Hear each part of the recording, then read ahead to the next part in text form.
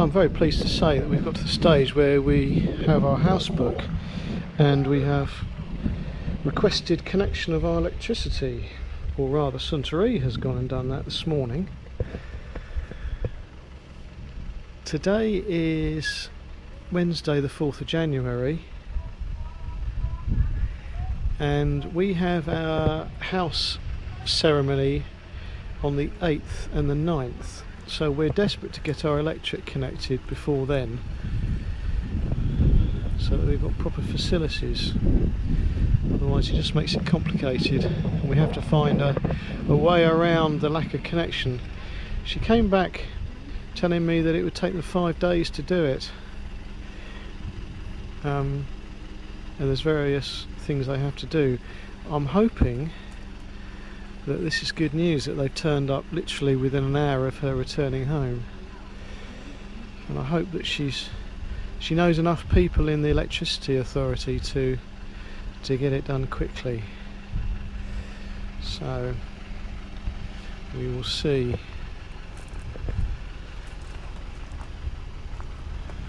As usual, I think the process is quite convoluted, lots of paperwork and processes and different stages, so I'm not sure what they're doing now, but hopefully things will be speedier than they indicated in the office.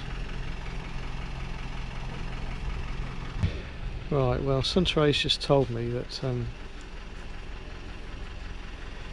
it's the usual case of it's not what you know in Thailand, it's who you know. And well, let's put it this way, we could be getting our electric switched on today. Let's put it that way. I'm not going to say any more.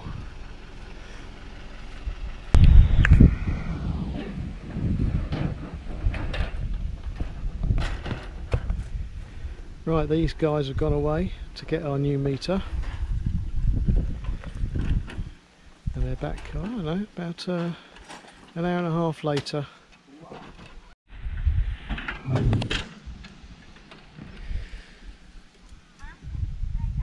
So we are having a 15 amp meter fitted, which, if you're familiar with European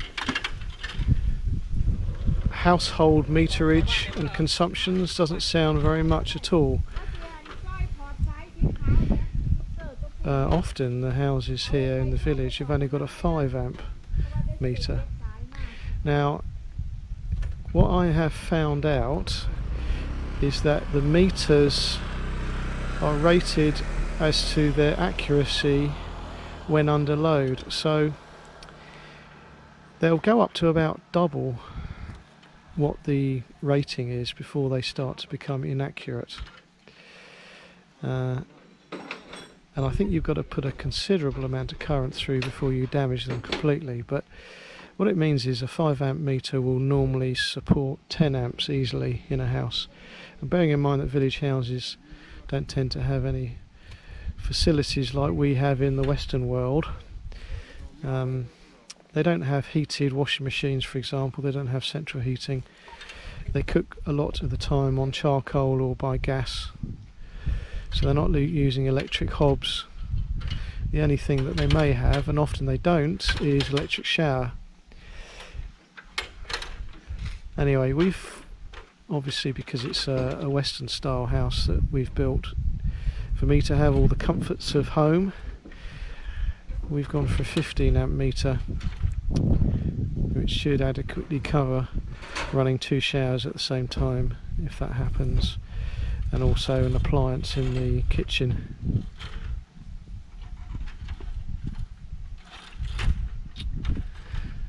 The other thing you can go for apparently is 3-phase, which allows you to up your amperage considerably. I don't really understand 3-phase, but I have read about it and I understand that it is available in some places, but you have to have a 3-phase supply basically on a pole outside your house already to get it. If you want to get it and it's not there on the pole already, then it's extremely expensive because they have to lay new cabling and systems to your house. So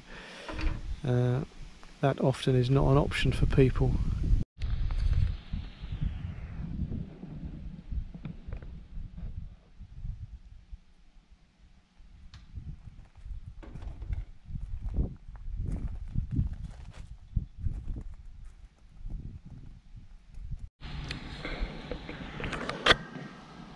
Okay, we have electric.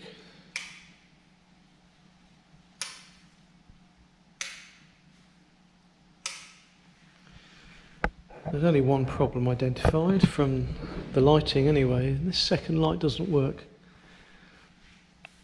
It's supposed to be controlled from this switch here. So I'm going to have to just have a quick look inside the light fitting and the switch fitting just to see if there's a loose wire. And if there's not a loose wire, then we'll have to get the electrician back in to have a look, because maybe there's a problem up in the roof space. We've got lights now in our bathrooms.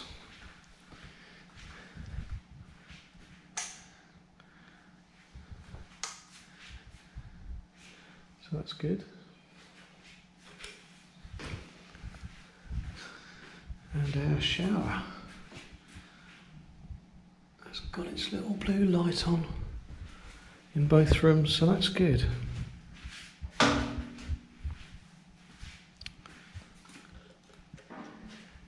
So just a question of checking all the sockets now and checking which circuit relates to which breaker, so I can get them labelled.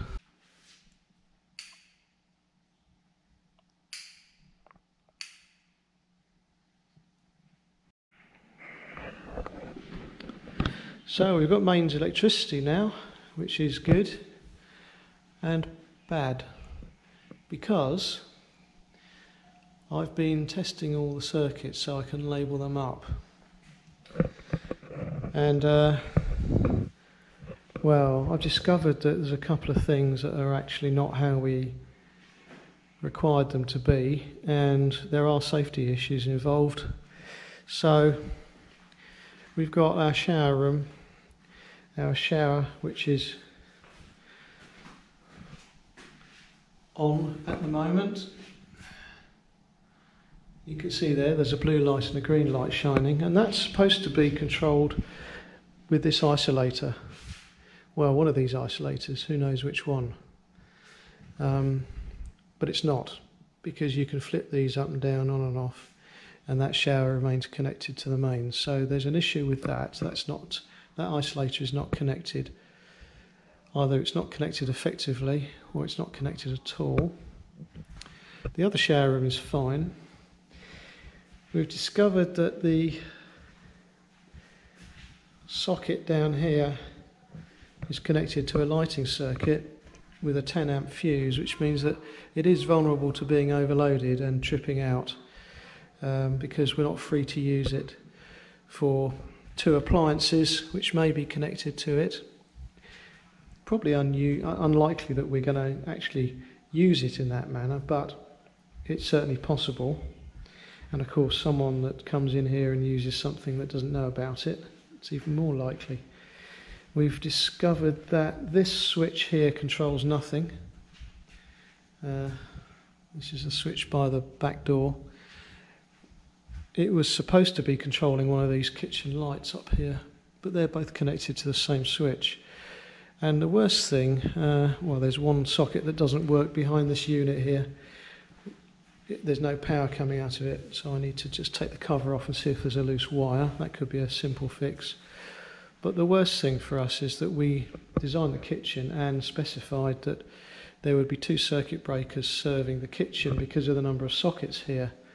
And he's wired them into 1 circuit breaker, which means that once we get above 2 appliances being switched on, we're in danger of overloading the circuit and it tripping out. So I'm not happy about that, because this circuit also serves the water pump, and well, it's just not convenient. It wasn't. The idea was that we had all the sockets to do with the kitchen, including the island, on 2 circuits. That was very important to me, so we don't have to worry about maybe using 4 or 5 appliances at one time. So, since Ray's got to ring the chap and ask him to come in, and I think they're going to have to go up in the roof and see if they can sort this out. Hopefully they can, because in theory there should be lots of junction boxes up there. So this is the next day after we've discovered some problems with the electrics, and the electrician has turned up nice and early. So we'll see what progress he makes.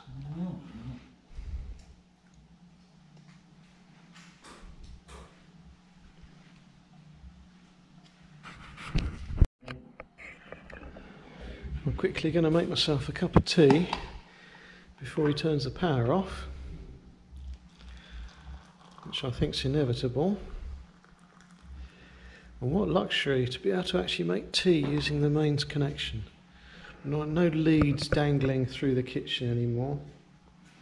So that's brilliant.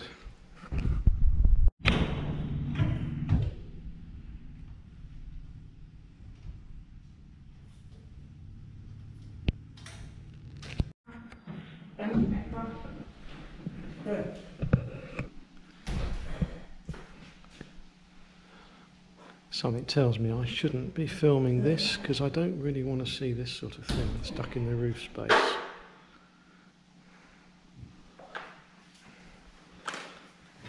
Good old traditional connectors being used.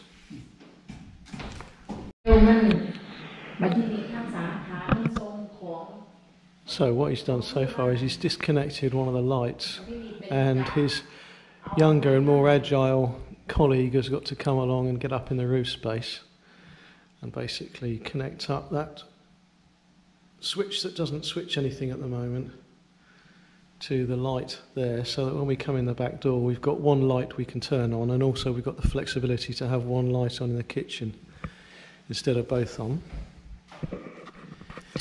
And they also need to go up in the roof space to sort out the other issues, which is the shower isolator not connected, and all the sockets in the kitchen being on one circuit, on one breaker.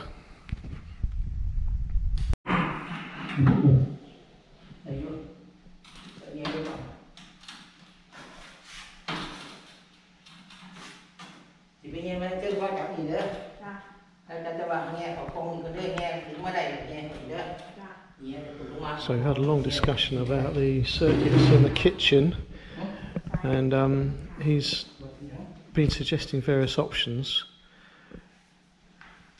none of which I'm very happy about, because all the wiring is the same. It's a 2.5mm wire, so it's, in my opinion, it's got a load rating of 20 amps. And he seems to think that it's going to be okay to just stick one circuit through a bigger breaker, but of course that still means the wires are vulnerable to overload and therefore fire, which is something he should be very aware of, but doesn't seem to appreciate the danger. So finally he's agreed that he's got to scrabble about in the roof space and actually split the circuit up and run a new wire down to the fuse box.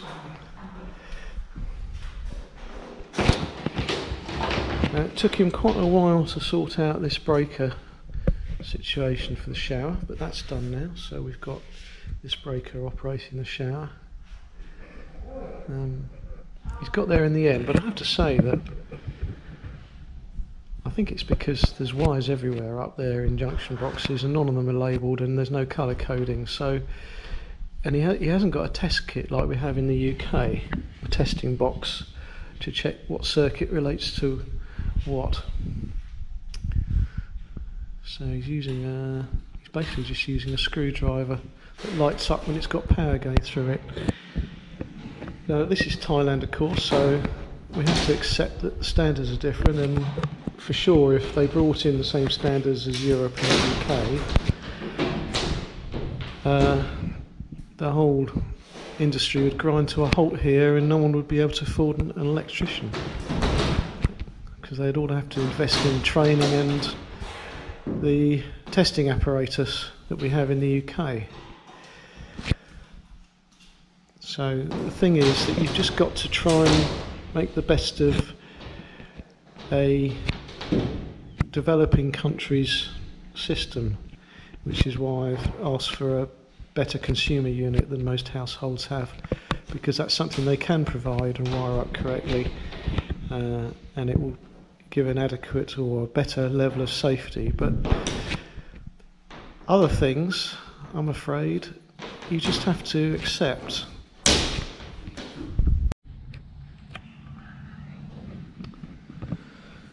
Yes, well, finally we have got the electrics that we asked for originally, with the circuits split adequately in the kitchen. So we've got two circuits, which means that when we've got several high-powered items plugged in, we should be safe. So he's done a good job. He's been up in that roof several times up there. I think we might need to repaint that at some point. Anyway, everything's working fine now. All I've got to do now is label the circuits so I know where things are connected to in case we need to work on them or we have a problem. One of the few little detail jobs I've got to do is to cover the bolts that are fixing the toilet to the floor. So I found these covers, which I think are actually designed for motor vehicles, for covering the wheel nuts. And I got a large size, and I've siliconed them in. I had to trim off tidy up the homemade washer, but hang on a minute, I've got a light now, haven't I? Look, there you go, that's better, isn't it? I keep forgetting we've got electric. So I've got these covers and I've just siliconed around the bolt a little bit and stuck the cover on, and that should stay. That covers up an ugly looking washer and bolt. So I've got the one in here to do, and I've got the one in the garage to do, just to tidy that up. So that'll be another little detail to do to finish off.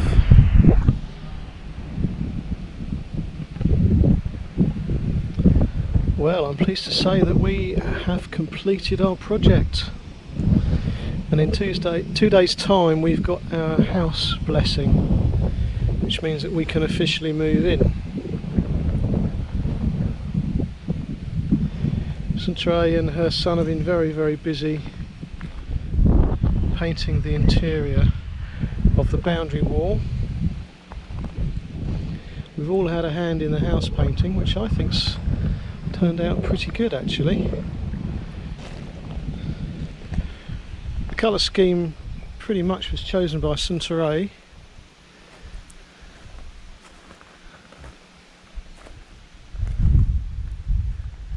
These are white walls in here because she considers this to be a living area interior, because it's so covered, just in case anyone's wondering why they're not grey.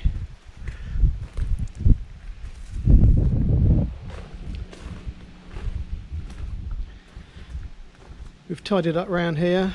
All the stones have been used up and laid out.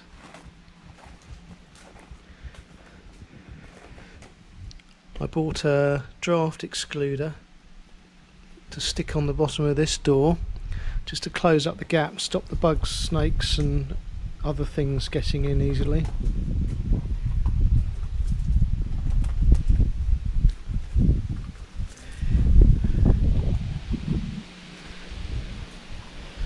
All the windows have now been cleaned. It took me ages.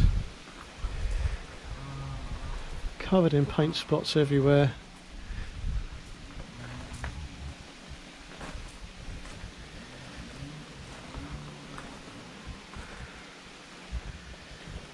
Look at this area, this has come out pretty good. We dug it all out, smashed it to pieces, and I removed some of the stuff, and we loosened it all up down to soil level so that when we do get water on there from the rain, it will actually drain away and won't run to the house like it was doing.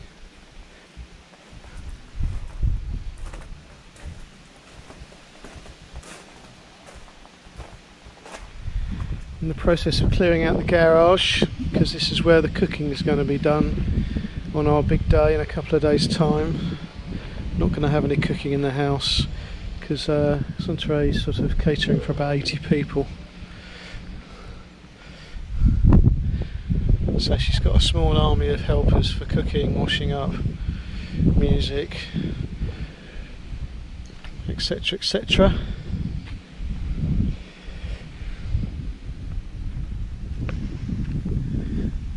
And we decided to paint the wall on the outside here, just the front wall. We're not going to bother with the sides because a lot of the time they're either not visible or they're overgrown. It's of no real consequence to anyone that the sides aren't done. That looks nice enough.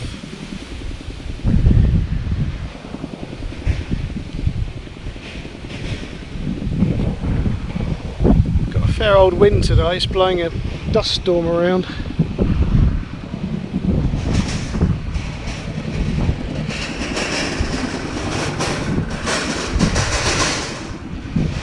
Let me show you what paint we've used. I have had a couple of questions about paint. Okay, so this is the wood stain we've used on the door frames, interior. That brought them up very nicely. We've gone for what is actually the most expensive paint as far as I can make out, but I'm also convinced it's the best, and that's the Dulux Weather Shield, which I've used in the UK. So we've just got the base coat here, which is the white that you see on the posts and on the trim around the exterior of the house. And then we've used the base coat and had the colours mixed for us, so it's pretty much exactly the same. It's a Weather Shield for each shade of grey, and a Weather Shield for the wall colour, which from the swatch that we looked at in the shop, I thought it was a bit darker brown than that, but I like the colour. It's a nice bright colour. So Weather Shield, Dulux Weather Shield. It's just slightly more expensive than the sort of exterior Weather Shield type paints from other manufacturers, of which there are many here. There's Japanese paint, there's Thai paint, several varieties, and there's this Dulux Weather Shield, and that's my preference. So hang the expense for that, because it does come with a 15-year warranty.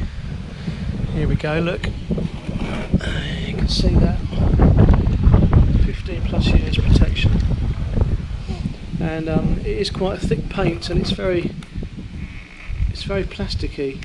When you want to clean anything that it's been painted onto that's plastic, you can pretty much peel it off, and you can see here how it really does form a protective layer.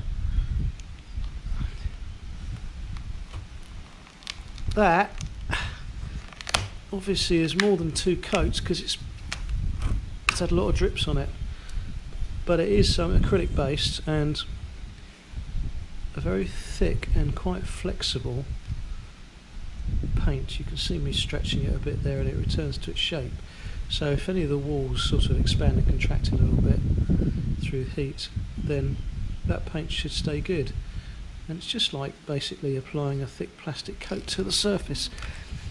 You do need a primer though, and we used, where is it? Can I find it? Here it is, the empty tin. Dulux Primer Shield.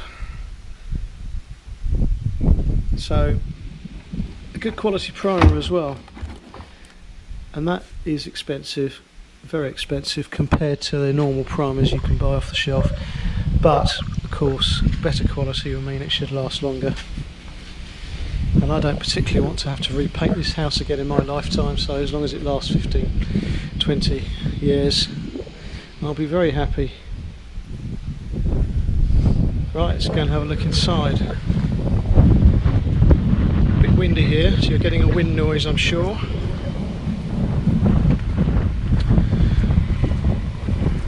Everything's pretty much cleaned up. There's a little bit of detail to do still on the steps and the terrace in particular.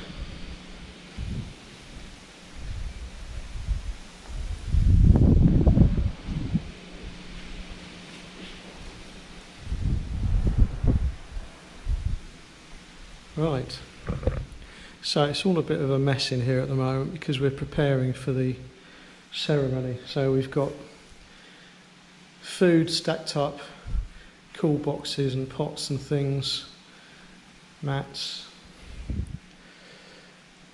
but we're all finished in here.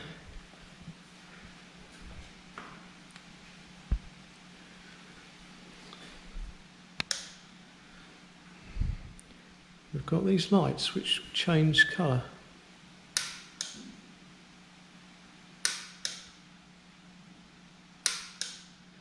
And brightness. So that's quite pleasant. And these single lights we fitted are very, very adequate for us. They really are. I never liked the idea of having several recessed spotlights. I just don't like those at all. And these single ones are marvellous, and if they turn out to be not very reliable and they give up after a year or two, it's an easy job for me to replace them, because it's just a question of taking the old one off and then the wires that come through the ceiling are ready for the next one. We've got bedside cabinets now in here.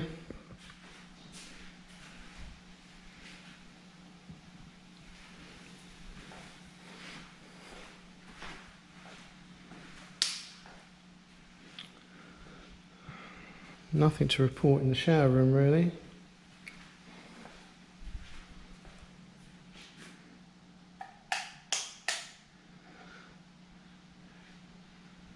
Our bedroom has got the settee in it at the moment because we need the floor space in the living room for the monks to sit in.